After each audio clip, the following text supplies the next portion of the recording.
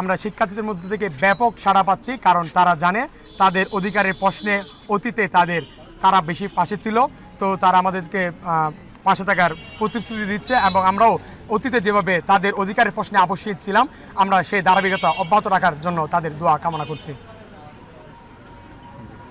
আপনারা কি প্রতিশ্রুতি দিচ্ছেন আসলে তাদের কাছে গিয়ে, কি তারা কি বলছে বা তাদের কাছে কি তাদের কি অভিযোগগুলো আছে বা কি দাবিগুলো আছে, তাদেরকে কি প্রস্তুতি দিচ্ছেন? হৃদয়, আরেকটা বিষয় হচ্ছে ধরেন আপনারা তো এখন ইশতেহার তৈরির কাজ চলমান রয়েছে, এখনো প্রস্তুত করেনি, সেই ক্ষেত্রে কারণ শিক্ষার্থীদের ভাবনা হচ্ছে আমাদের আগামী দিনের ইশতেহার, তো আমরা শিক্ষার্থীদের থেকে জানতে চেষ্টা করতেছি যে কোন কোন সমস্যায় আমরা অগ্রাধিকার দেওয়া উচিত।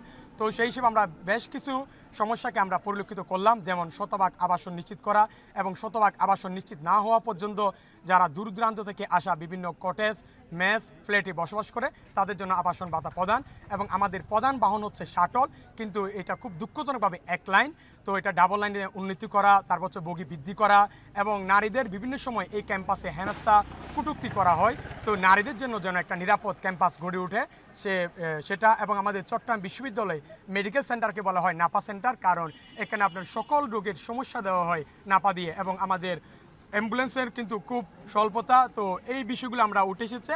আমরা চেষ্টা করব যে প্রধান সমস্যাগুলোকে যেন আমাদের ইশতেহারে থাকে, যেন এগুলো আমরা সমাধান করতে পারি যদি আমরা সংসদে আপনার জয়লাভ করি।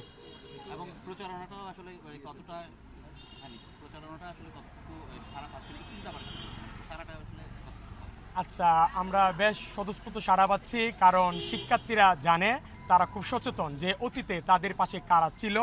আশা করি তারা সচেতনভাবে তাদের ভোটাধিকার প্রয়োগ করবে এবং সুষ্ঠু গ্রহণযোগ্য নির্বাচন হলে ছাত্রদল পূর্ণ প্যানেলে বিজয়ী হবে। দেখেন, এখন হচ্ছে পরীক্ষার সিজন চলতেছে, তো অনেক শিক্ষার্থী বাড়িতে যাবে, আবার অনেক শিক্ষার্থী বাড়িতে যাবে না, তো তারা হল বা বিভিন্ন ম্যাচ বা কটেজে অবস্থান করতেছে। আমরা অবশ্যই বিগত দিনগুলোতেও এই যে কিছুদিন আগে আমাদের চট্টগ্রাম বিশ্ববিদ্যালয়ে একটা জোবরার সাথে একটা সহিংসতা হলো, এর পরপরই আমরা বাংলাদেশ জাতীয়তাবাদী ছাত্র দলের আমাদের চট্টগ্রাম বিশ্ববিদ্যালয় ইউনিট বিভিন্ন ম্যাচ বা কটেজগুলোতে আমরা সবসময় দিন এবং রাত্রে গেছি তাদের নিরাপত্তা নিশ্চিত করার জন্য। তো অনেক শিক্ষার্থী যখন কটেজ ও ম্যাচে থাকবে, তো আমরা অবশ্যই তাদের কাছে যাব এবং তাদের কাছ থেকে দোয়া নিব, কারণ যারা হয়তো বাড়িতে চলে যাবে সেক্ষেত্রে হয়তো আমরা মাধ্যমে ইন্টারনেটের মাধ্যমে তাদের সাথে যোগাযোগ করার চেষ্টা করব। আমরা চেষ্টা করতেছি শিক্ষার্থীদের সাথে ফেস টু ফেস যেন আমাদের দেখা হয়, কারণ যাদের প্রতিনিধি হব তাদের সাথে যদি আমাদের একবার দেখাই না হয় তাহলে কীভাবে। তো আমরা চাচ্ছি যে শিক্ষার্থীদের সাথে বন্ধের আগে যেন একবার করে দেখা করতে, সেই জন্যই হচ্ছে আমাদের ছুটে চলা, এবং তারা আমাদেরকে খুব সুন্দরভাবে স্বাগত জানাচ্ছে, তাদের উচ্ছ্বাসের কথা প্রকাশ করছে, এবং সবাই আনন্দিত যে এত বছর পরে চাকরি হচ্ছে। আমরাও আমাদের কথাগুলো তুলে ধরার চেষ্টা করতেছি, তাদের কথাগুলো আমরা শুনছি, তো চেষ্টা করতেছি যে আমরা তাদের সাথে ভালোভাবে পৌঁছানোর এবং মিশে যাওয়ার। আমরা অতীত শিক্ষার্থীদের সাথেই ছিলাম, তো সেই জায়গাগুলোকে আমরা বেশি প্রাধান্য দিচ্ছি, এবং বিশেষ করে প্রতিটা ফ্যাকাল্টিতে যাচ্ছি, বারান্দা দিয়ে হাঁটছি, তাদের সাথে কথা বলছি। তো আমরা চেষ্টা করব যে শিক্ষার্থীদের সাথে আরও ভালোভাবে মিশে যাওয়ার, এবং তাদের যে আমাদের যে প্রচারণা সেই কথাগুলো তাদের সাথে কি তুলে ধরার। তো আমরা সেটা ইন্টারনেটের মাধ্যমে হোক, অনলাইন অফলাইন সব জায়গায় চেষ্টা করব। কিছু অভিনব তো অবশ্যই থাকবে, কিন্তু সেটা আমরা এখনই বলছি না, সেটা আপনারা ডে বাই ডে আমাদের সেই কাজগুলো অবশ্যই দেখতে পাবেন।